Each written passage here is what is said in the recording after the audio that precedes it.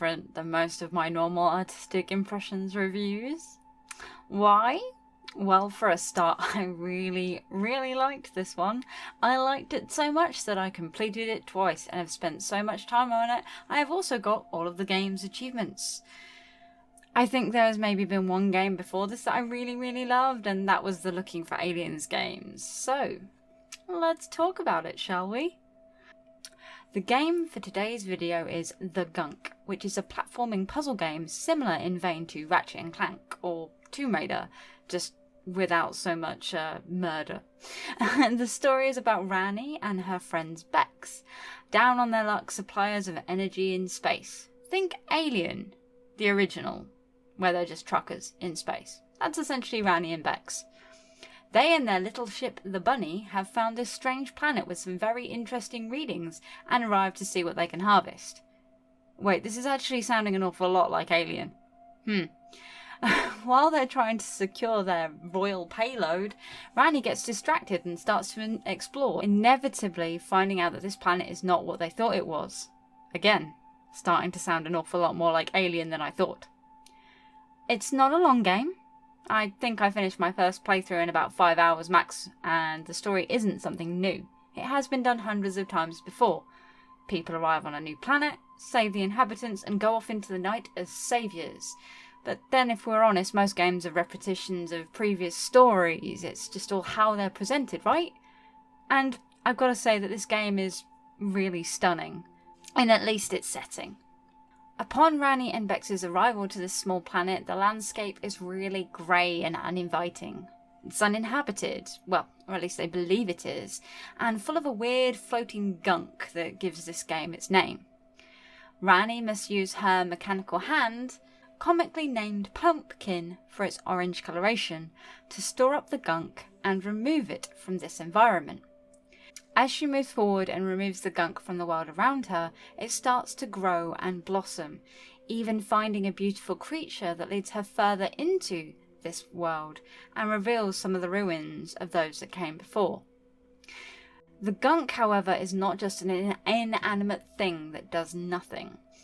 It's partially sentient, and as soon as Rani starts her assault to reveal the beautiful surroundings of this native land, it presents its own defences. Small creatures that run at Rani and try to devour her ankles like some angry Yorkie dog. A twisted eye-like creature on a stalk that spits projectile gunk, and a large bull-like being that can ram Rani or off of platforms or crush her. There are also a lot of precarious ledges, and I don't think you need to know what happens when you get knocked off them. Not to forget that some of the environmental stuff in this game is really dangerous and can cause harm to her in her self-appointed quests. You see, Bex doesn't really want Rani to do any of this. There's a bit of a story there, and I'm not going to spoil that because it is kind of heartwarming as you move through the game. I mean, it's also quite sad at times, but there I can see a lot of modern worries in this game, though that's just the environment we're living in now. There's an energy shortage, which for anyone living anywhere in the world, but predominantly in the UK and Europe right now, is a pretty big thing. Rani and Bex are both very down on their luck, and unlike Rani, Bex is more worried about how are they going to survive. If this job fails, that's it for them. And I think that's one of the reasons this game has kind of struck home so much for me.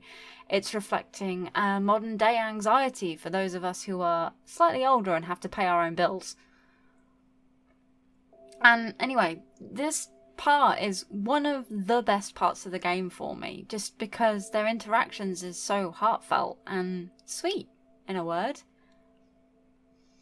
The puzzles are simple, and they're not so basic that you don't feel accomplished while doing them, but they're not so hard that you're going to be pulling your hair out. The enemies are pretty fun, but they don't pose a huge amount of trouble after you get used to them, and even the gunk isn't really much of an issue. The story has been done so many times before, as I've said, and the characters aren't hugely original, but they are original enough to have some impact. But the best and most favourite point of this game for me is how beautiful it is. The aim of the game, as I've stated before, clear the gunk away from this planet and reveal the beauty within. And other than feeling like a cliche when I write that, this game does it really well. There is another key part of the game that comes about as you reveal more flora and fauna. You have to scan them as you raise them up from the ground. And the more of the planet's inhabitants that you scan, the more upgrades you can unlock, which you can then return to the bunny and upgrade Pumpkin to make the game even easier. Other than a couple of key upgrades for the story, you don't need to actually use them, but they are pretty fun and they do allow you to get some unique achievements, which added an extra edge to the game. Or trophies, just whichever you're playing on now, it doesn't really matter. The scanning leads into one of the only downfalls that I feel this game has, and that's the supposed free roam element section of the game. Supposedly, once you have opened up an area, you can return at any time and explore to your heart's content. I found that this wasn't quite the case.